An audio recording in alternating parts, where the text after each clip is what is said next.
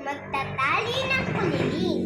May isang malaking pusa na laging alig-aligi upang makahuli ng daga.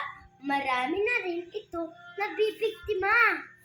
Aabangan niya lumabas ang daga, saka ito sasakmalin at gutay-gutayin. Sa sobrang takot ng mga daga ay nagpulong-pulong sila. Pinag-usapan nila kung paano nila maiiwasan ang mapanganib na pusa. Naging sobra sa ingay ang mga daga habang nagpupulong ang ingay ay nauwi sa katahimikan na walang isa man makaisip ng paraan kung paano maiiwasan ang mapanganib na pusa. Sa pagkakataon na iyon ay napakitang gilas ang mayabang na daga. Tumindig ito at mayabang na nagsalita. May solusyon ako kung paano natin lahat maiiwasan ang mapanganib na pusa. Ay hulungan ng mga daga. Tumahimik kayo, utos ng mayabang na daga.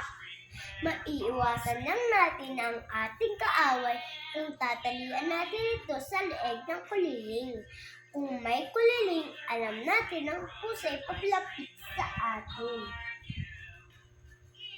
Oo nga! Kung maririnig natin ang kalansing, ay makakalayo tayo sa tinatakutan natin. Natutuwang sabang? Natutuwang sabat ng dagang lalawigan. Kumwari na kayo ko ang mayabang na daga. Pero sino ang magtatali ng kuliling? Tanong na matandang daga. Hindi ako.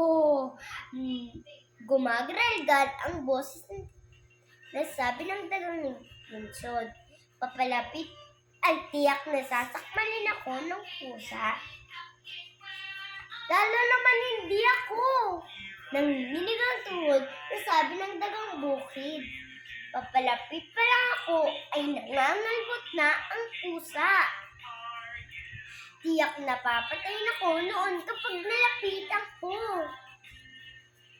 Sa katanungang sino makukunyar sa pusa ay walang sino man mangahas at sumagot at gumawa.